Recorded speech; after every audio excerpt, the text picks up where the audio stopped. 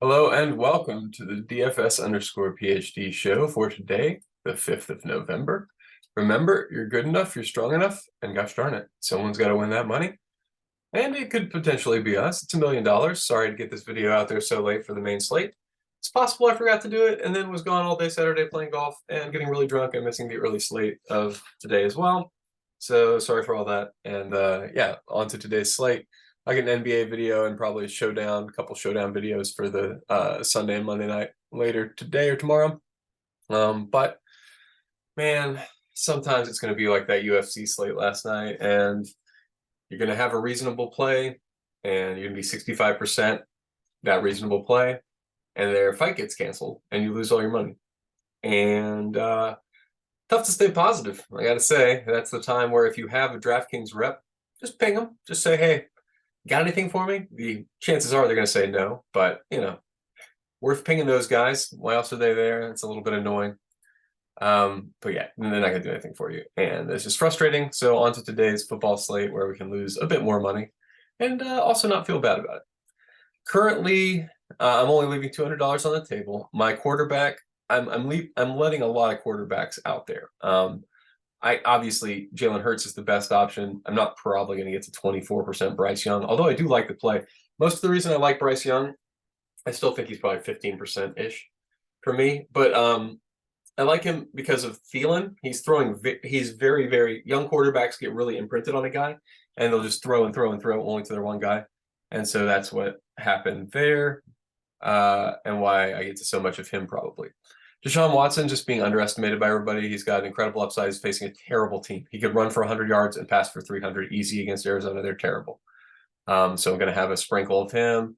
I just think the quarterbacks are pretty meh this week. Hurts is fine. Lamar is obviously fine. I'm matching the field on Lamar. But beyond that, I'm fine with some of these weird plays. Like, I think Mac Jones, Aiden O'Connell, Gardner Minshew, CJ Stroud all fit the bill of young and or old guy who likes to just pepper one guy with targets, right? So those can all win in a GPP. I'm actually under the field on the last three I said, not running out very much Aiden O'Connell, Minshew, or Stroud. A little surprised. We'll see. I mean, 34% Hurts is a lot, but like, I get it. We've got value in other slots. Speaking of, let's talk about it. What kind of value are we getting to? Is it too much, etc.? Yeah, I like Singletary or 30% Chuba, sure. It's his first week, but I just like Chuba so much. If he gets the opportunities, I think he's going to smash, smash, smash. And they've said now he's the official number one. Last week it wasn't official, but it was very clear. So that's one place we're going this week. You see some changes here. The only thing I did there was I lowered some game projected points. The Rams, I think it was, because they did bad. Like they have a weird quarterback situation this week. I forget who it is starting, but like it's not Matthew Stafford, and I don't think people are like. There's too much of a residual. Maybe Brett Rippon. Oh my gosh, I don't want any like. I knew his dad. I'm at that age of guy now who can be like, yeah, your dad was one of the guys, throwing to Art Monk and some of those guys in the Washington attacks in the early 1990s, how I got into football. But I don't feel great about you because you're not a quarterback who's in the NFL. So I'm going to unclick Cooper Kupp entirely today and Puka Nacua as well. Just really do not think those guys are in play today. They're massively overpriced from being in a passing attack with a competent quarterback. They don't have that today. I don't think you can play them. Now, I haven't actually taken them out of the player pool, and I'm still not getting to them because I did cut because number one, the Rams are projected for a low amount. But then I also hamstrung that another 2 points. I think the Rams under is a solid bet today. And yeah. This is sorted by projection. Let's sort by exposure. Wandale. I like Wandale mostly because Las Vegas is bad.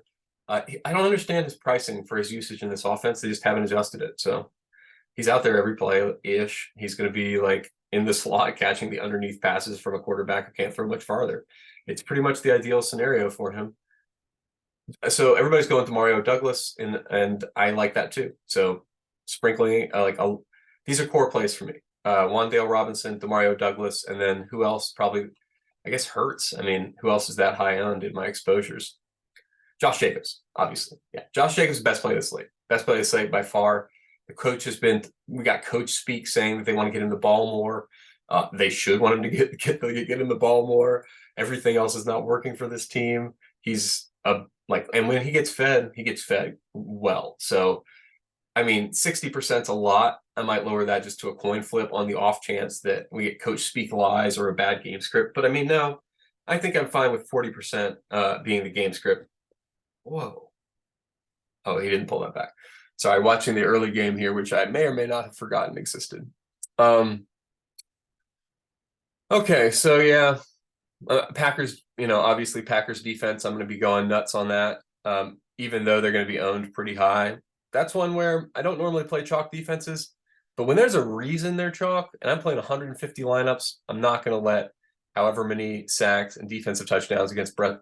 I'm not going to just bet the full on, it's Brady. Brett Rippon is the new Brady plot line, which could be, but I'm not going to bet that first day. I don't have any reason to believe that based on any of the metrics associated with Brett Rippon. He is a backup quarterback.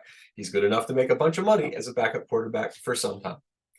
Okay, now that's one of those fun clips. Let's get that on fantasy receipts whenever he does become the next Tom Brady, but whatever. Okay, I think that's mostly it. Running backs, I don't know, man. I don't know about having Bijan at any significant amount. I'm always I don't trust Arthur Smith. Bijan's amazing. I like Bijan more than I like Chuba, for sure. The fact that I projected them for roughly the same amount of points is down to how much I'm confident in the coaches using them. I don't know Bijan's what did he do to this coach? What is Arthur Smith doing in his life? What is a coach who doesn't have anything to do doing? He doesn't need a job, right? He's a billionaire, son of a billionaire. So it's just an unusual coach who really doesn't care what you think. Everybody, all of us, okay. Everybody though, okay. It's just a weird thing. I don't know how to deal with Arthur, and he can do whatever he wants because he's a little snotty boy, basically. So let that snotty boy do what he wants. I can't have any of his team. Can't have any of exposure to a guy who's showing active animus to the fantasy community, right? I mean, I don't like that. I don't know why Green Bay is getting nerfed. I didn't nerf them. I nerfed the Rams. Oh, and those are the same number. Maybe okay. In samples where the Rams score less, Green Bay also scores less. Must be what that means. That's fun. So anytime you can see if you change the projected points total for one team, the entire sample from that game is affected. So you might see random things and be not sure why they're changed. That's what this adjusted SaberSim score is. Adjusted for team total changes. Awesome. It says it right there. So anyway, that's just what's going on here. But that's the only change I've made because that's the only thing. Oh yeah. Quick NFL weather search just to make sure I'm not leaving anything important out there. No, it's all green. So yeah, I did that. Sorry, I missed some important weather news a few weeks ago, but we got the double check in there in time. But I think, wide receiver, you guys know I don't really ever have strong leans. I haven't made any real, updates to SaberSim here. So this is just going to be, what are the obvious good values of the slate? Wandale Robinson and Demario Douglas. They're just going to be out there pretty much every play because of injuries and or just how these offenses are going to be. They're going to be out there. That's why I'm playing a lot of Mac Jones. Or Mac Jones. Was that what it was, actually? Whatever it is. Some matching the field on Mac.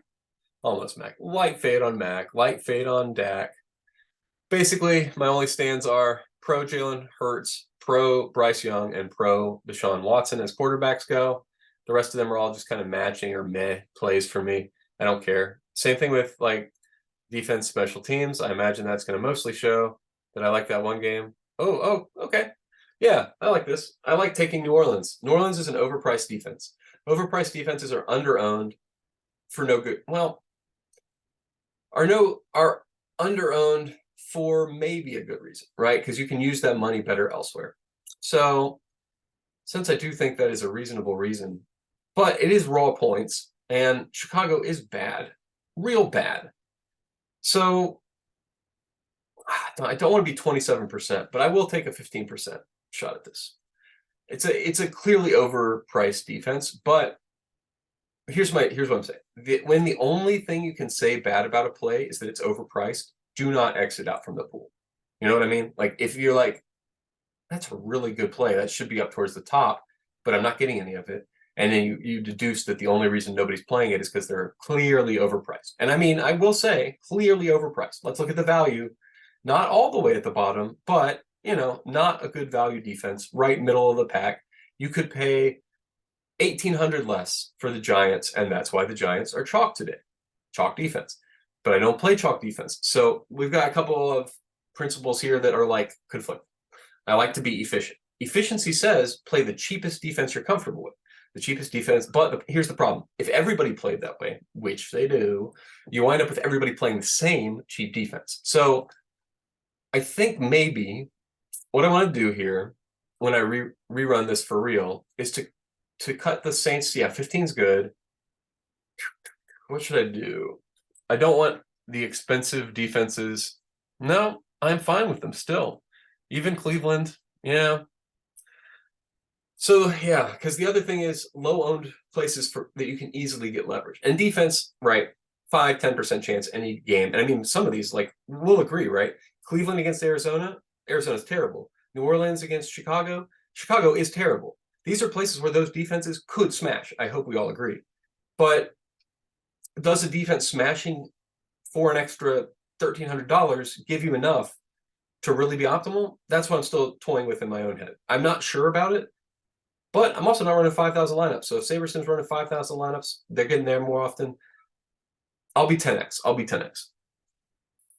Okay, so that must be enthralling radio for everybody. Oh, by the way, I waited too long in the show, but if you're still here, please like, comment, subscribe, whatever. Mostly like. We got some dudes out there disliking the show. It's hurting our reach, so just making me sad. So don't make me sad, guys. Give me a like. Pet me up a little bit on that. Had a bad day of golf yesterday, plus 11. No birds at all. Tough run here, guys. Tough run, not just in the UFC, but not a solid day of golf either. Well, we'll turn it around. Really pet me up though? $1 million, right? So let's get out there. And you know what? You're good enough. You're strong enough. I'm good enough. I'm strong enough. And somebody's got to win that money. And it might as well be us.